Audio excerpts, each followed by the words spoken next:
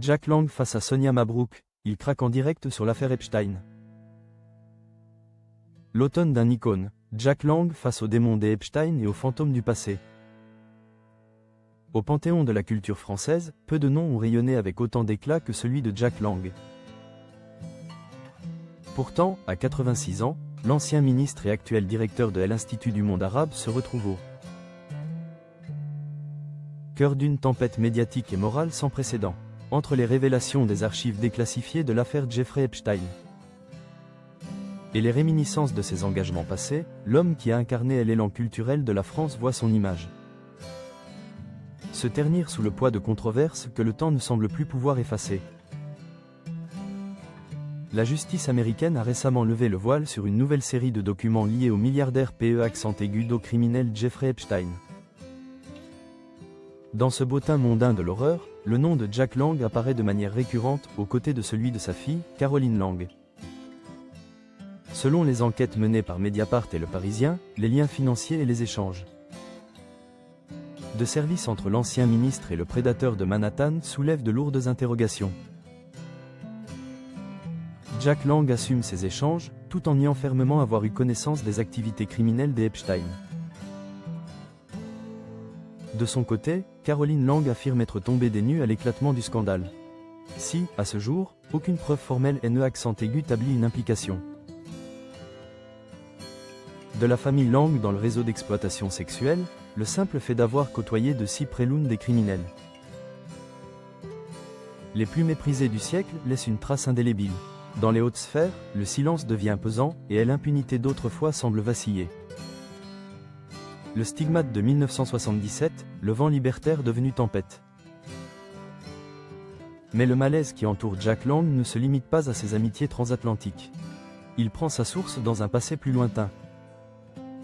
Celui de 1977, lorsqu'il signa une tribune défendant la pédophilie aux côtés de Gabriel Matzneff. À l'époque, porté par une idéologie post-68arde, de nombreux intellectuels prônaient une libération qui, aujourd'hui, choque profondément la conscience collective. En 2025, cette signature a rattrapé l'époux de Monique Buzinski avec une violence inouïe. Lors d'un rassemblement à Paris,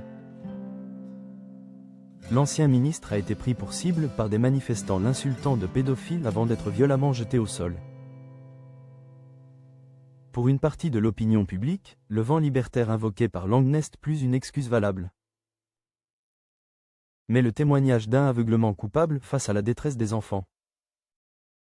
Dois-je m'immoler? Un face-à-face électrique avec Sonia Mabrouk. La tension a atteint son paroxysme lors d'une interview sur les ondes des Europe 1. Face à la pugnacité de Sonia Mabrouk, Jack Lang a laissé éclater son agacement, voire une forme de détresse face à ce procès permanent. S'il reconnaît aujourd'hui que cette tribune était une connerie inacceptable, il refuse de continuer à se justifier indéfiniment. Que dois-je faire? Je dois m'immoler devant vous? S'est-il emporté, exaspéré par les questions de la journaliste. Lang tente de mettre en avant son combat permanent contre l'inceste et les violences faites aux femmes, plaidant pour une erreur de jeunesse dans une époque qu'il juge révolue. On a fait une connerie et basta. A-t-il tranché, espérant clore un débat qui, pourtant, ne cesse de rebondir au gré des nouvelles révélations. Jack Lang traverse aujourd'hui l'épreuve la plus difficile de sa longue carrière. Celui qui a transformé le paysage culturel français se retrouve confronté à un tribunal populaire qui ne se contente plus de ses succès passés. Entre l'affaire Epstein et les dérives idéologiques des années 70.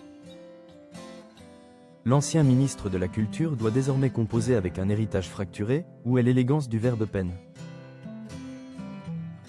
à masquer les zones d'ombre d'une vie passée sous les projecteurs, mais aussi dans les coulisses du pouvoir et de ses excès.